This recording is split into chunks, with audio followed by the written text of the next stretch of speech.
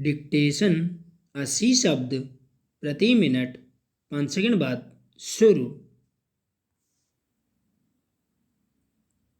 शुरू।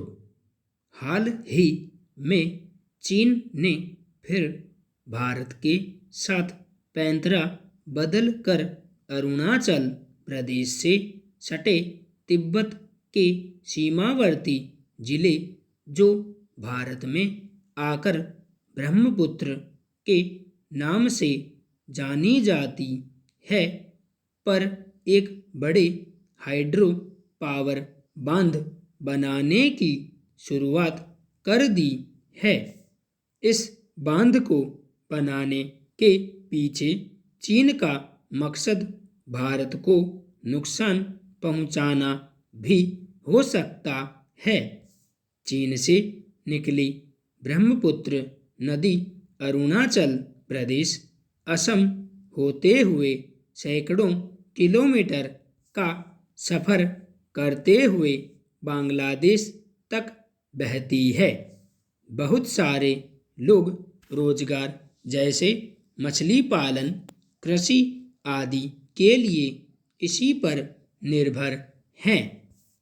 चीन की मंशा बड़े बांध बनाकर इसकी धारा को अपने क्षेत्रों में मोड़कर भारत में सूखे की स्थिति निर्मित करना हो सकता है।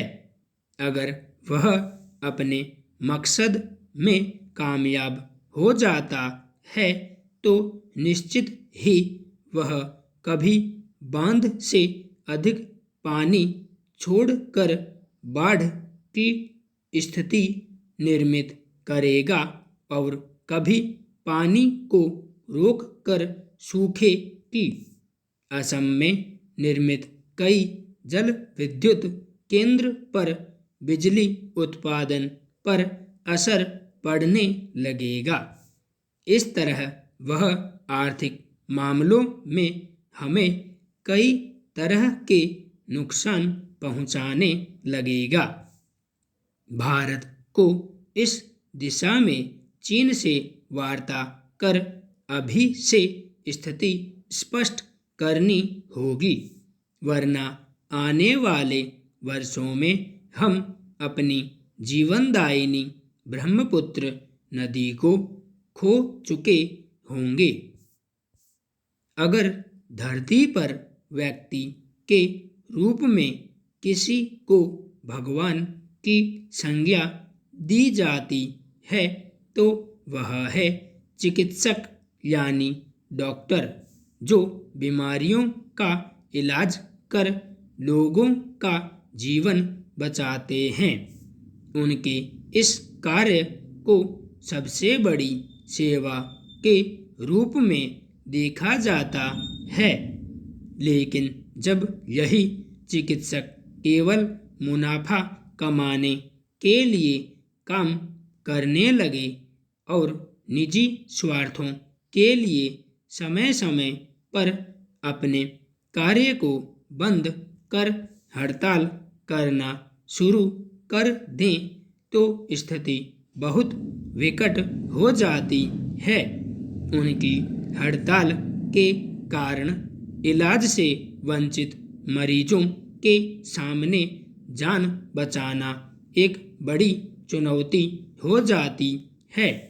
यानी एक तरफ डॉक्टर जान बचा कर भगवान का दर्जा हासिल करते हैं, दूसरी ओर उनकी वजह से जान जाने की नौबत खड़ी हो जाती है। दरअसल हाल ही में सरकार आयुर्वेदिक डॉक्टरों को प्रशिक्षण के बाद सामान्य ऑपरेशन करने की अनुमति देने के लिए नियम लेकर आई है। इससे सर्जरी या ऑपरेशन करने वाले डॉक्टरों की संख्या और प्रतिस्पर्धा बढ़ेगी। प्रतिस्पर्धा बढ़ने से गुणवत्ता बढ़ेगी, खर्च में कमी आएगी और सुदूर क्षेत्रों में भी ऐसे डॉक्टरों की उपलब्धता होगी। इस नियम पर डॉक्टरों ने कड़ी आपत्ति जताई है और डॉक्टरों के एक समूह ने हड़ताल भी किया, जिस दौरान बहुत सारे मरीज इलाज से वंचित रहे। डॉक्टरों का कहना है कि शल्य चिकित्सा या ऑपरेशन का अधिकार केवल उन्हीं के पास होना चाहिए, जबकि यह स्वास्थ्य सेवाओं के विकास में एक अवरोधक की तरह की काम करेगा। भारत दुनिया की सबसे अधिक आबादी वाले देशों में से एक है, जिसमें चिकित्सा सेवाएं जनसंख्या अनुपात के अनुसार अभी तक उपलब्ध नहीं है।